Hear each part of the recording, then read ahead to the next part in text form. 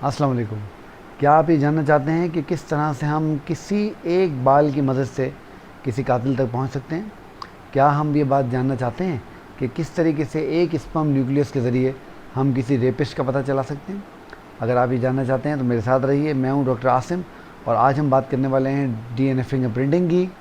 Stay tuned.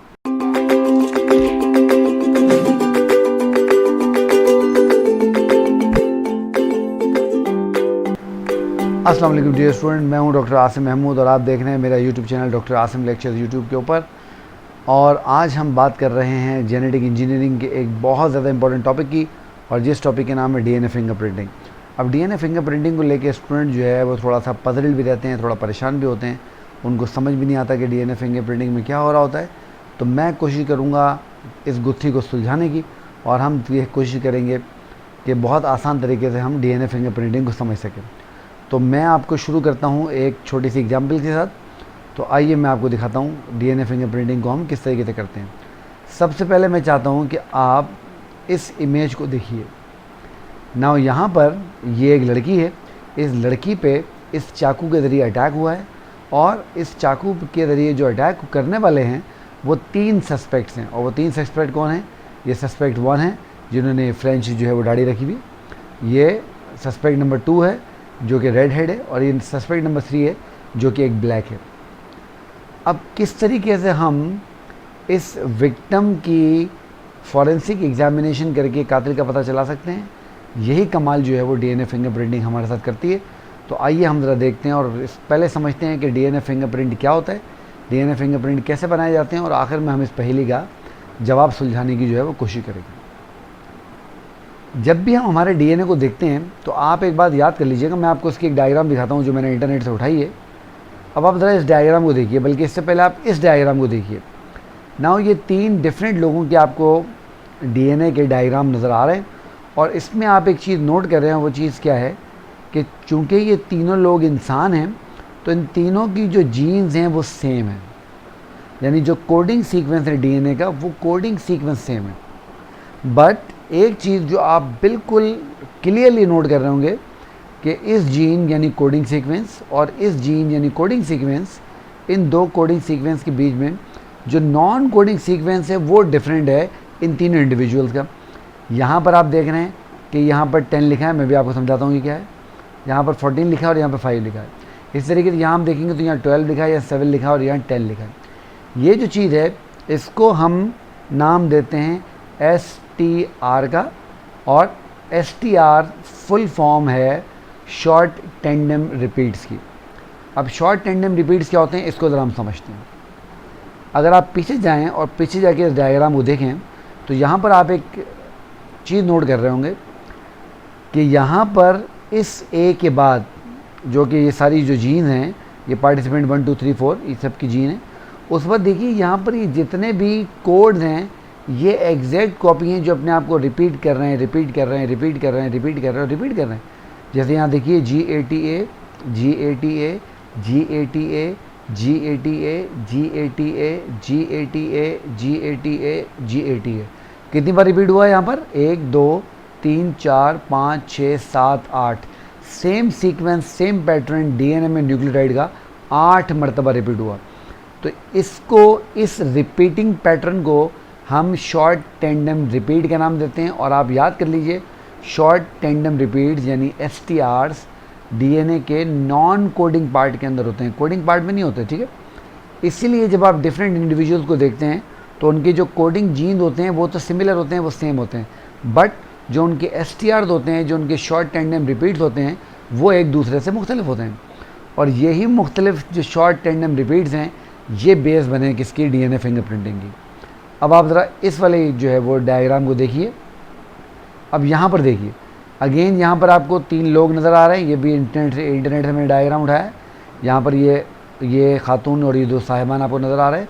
अब देखिए जो इनके नॉन कोडिंग सीक्वेंसेस हैं, जो STRs हैं, देखिए उनकी लेंथ में फ़र्क है। यहाँ पर 7 रिपीट्स हैं, यहाँ पर 4 रिपीट्स हैं, यहाँ 12 रिपीट्स हैं। इस तरीके यहाँ पर देखिए 6 रिपीट्स हैं, 19 रिपीट्स हैं और 14 रिपीट्स हैं। तो पता ही चला कि जितने भी इंसान दुनिया में मौजूद हैं उनका 99.9% जो डीएनए होता है वो सेम होता है, और जो 0.1% डीएनए होता है वो उनका एक दूसरे से मुख्तलिफ होता है, और उनके पास जो कोडिंग जीन होती हैं वो तो सिमिलर होती हैं, बट जो नॉन कोडिंग जीन होती हैं, जो नॉन कोडिंग सीक्वेंसेस होते हैं वो एक दूसरे से डिफरेंट होते हैं, और उन्हीं नॉन कोडिंग सीक्वेंसेस को हम STRs का या शॉर्ट टैंडेम रिपीट्स के नाम देते हैं। ठीक है, अब क्या होता है, अब होता ये है कि हमें जिस डीएनए का भी फिंगरप्रिंट बनाना होता है, अब मैं आपको उसका तरीका बताता हूँ, तरीका होता है कैसे।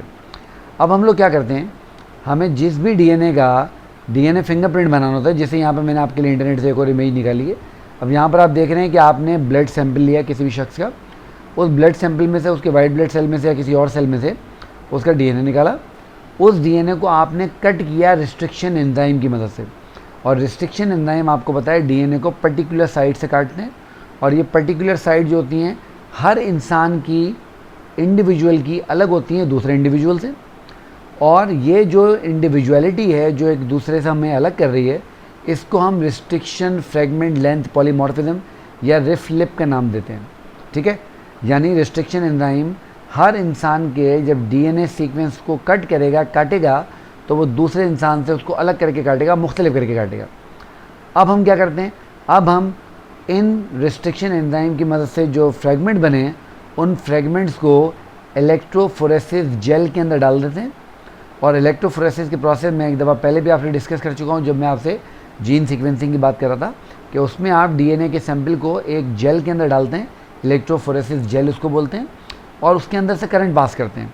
अब आपको पता है डीएनए नेगेटिवली चार्ज है, तो जब आप करंट पास करेंगे तो करंट की एक एटम पे नेगेटिव चार्ज होता है, एक पे पॉजिटिव चार्ज होता है, तो डीएनए बहुत तेज़ी से मूव करता है कहाँ पर, पॉजिटिव चार्ज की तरफ, क्योंकि डीएनए नेगेटिवली चार्ज है तो पॉजिटिव चार्ज की तरफ अट्रैक्ट होगा।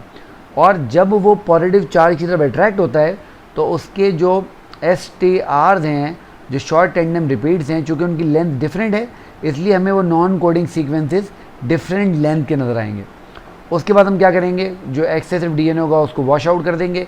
उसके बाद जो हमारे पास डीएनए का पैटर्न है उसको ऑब्टेन करने के लिए हम उसको एक मेम्ब्रेन के साथ जो है वो नायलॉन की मेम्ब्रेन के साथ जो है वो रेडियो एक्टिव लेबलिंग करेंगे। रेडियो एक्टिव लेबलिंग करके हम उसके ऊपर एक्सरेज डालेंगे, और जब हम उसके ऊपर एक्सरेज डालेंगे तो आप देख रहे हैं इस एक्सरे के ऊपर ये पैटर्न जो है आपको एक पर्टिकुलर क्लियर पैटर्न नज़र आ गया, और इस पैटर्न को हम डीएनए फिंगरप्रिंटिंग का नाम देते हैं।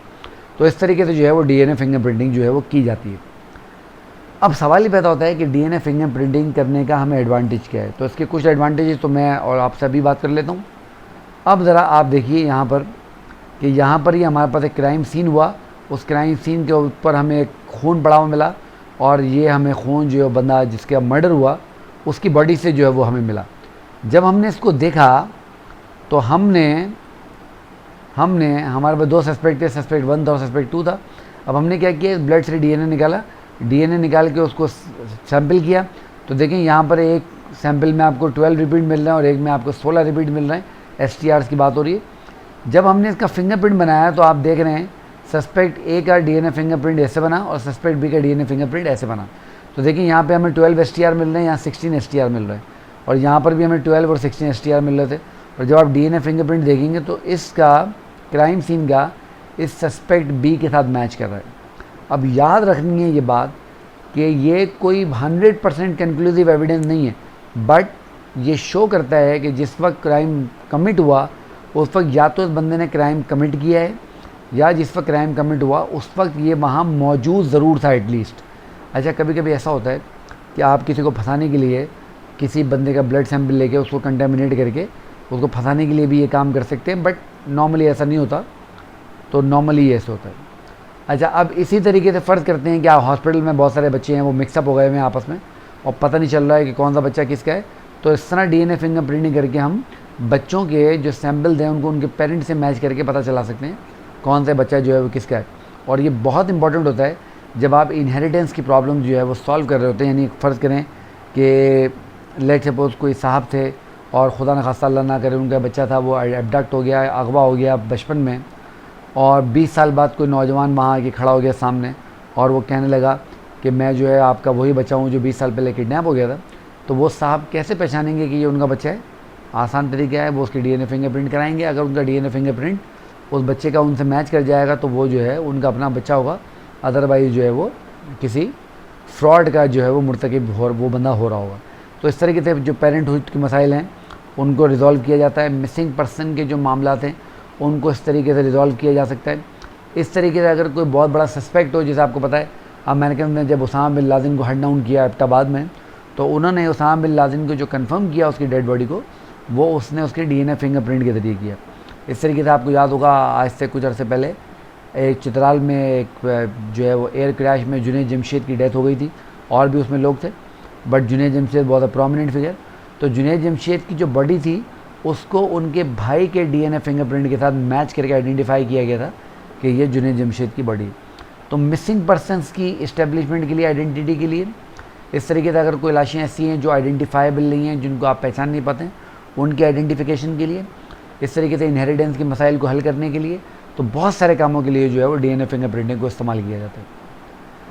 अच्छा, अब आपको मैं वो जो हमने सबसे पहली प्रॉब्लम देखी थी उसका मैं आपको सोल्यूशन दिखाता हूँ। ये देखिए, अब यहाँ पर आप देख सकते हैं कि हमें जो क्राइम सीन के ऊपर जो ब्लड मिला और जब हमने उसका डीएनए फिंगरप्रिंट किया तो ये उसका डीएनए फिंगरप्रिंट ये बना, और आप क्लियर देख रहे हैं कि डीएनए फिंगरप्रिंट सस्पेक्ट 2 के डीएनए फिंगरप्रिंट के साथ मैच कर रहा है।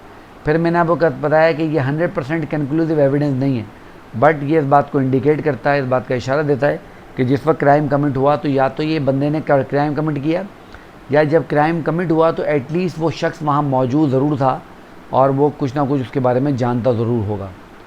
तो बेटा this is all about DNA fingerprinting. बहुत इंपॉर्टेंट टॉपिक था, तो मैंने मुनासिब समझा कि मैं आपसे इस पर एक सेपरेट लेक्चर करूँ, सेपरेट बात करूँ। तो इसको आप देखिए, अगर कोई सवाल आपके ज़हन में डीएनए फिंगरप्रिंटिंग के मुतालिक है तो जो वीडियो के कमेंट बॉक्स है उसके अंदर कमेंट कीजिए, मैं आपको खुद इसके जवाब दूंगा। आप मेरा चैनल देख भी रहे हैं, पसंद भी कर रहे हैं, लाइक भी कर रहे हैं, सब्सक्राइब भी कर रहे हैं, बहुत शुक्रिया आपका। बहुत ज़बरदस्त रिस्पांस आप लोग मुझे दे रहे हैं। तो मैं चाहता हूँ कि अब आप अपने दोस्तों को भी, जिन्होंने अब तक इस चैनल को नहीं देखा है, सब्सक्राइब नहीं किया है, उनको इनकरेज करें कि वो उस चैनल को देखें, सब्सक्राइब करें, ताकि वो उनको अच्छी अच्छी चीज़ें सीखने को मिलें। और मैं बहुत जल्द आपके साथ एक नया जो है वो सिलसिला शुरू करने वाला हूँ, तो इसके लिए ये सरप्राइज़ है आप लोगों के लिए, वो क्या सिलसिला होगा। तो तब तक आप मुझे इजाज़त दीजिए, अपना बहुत ज़्यादा ख्याल रखिए। मैं आपसे नेक्स्ट टाइम मिलूँगा किसी नए टॉपिक के साथ, जो कि प्रोबेबली जीनोमिक लाइब्रेरी और ह्यूमन जीनोम प्रोजेक्ट होगा। तो उस वक्त तक मुझे इजाज़त दीजिए, अपना बहुत सारा ख्याल रखिए। अल्लाह हाफ़िज़।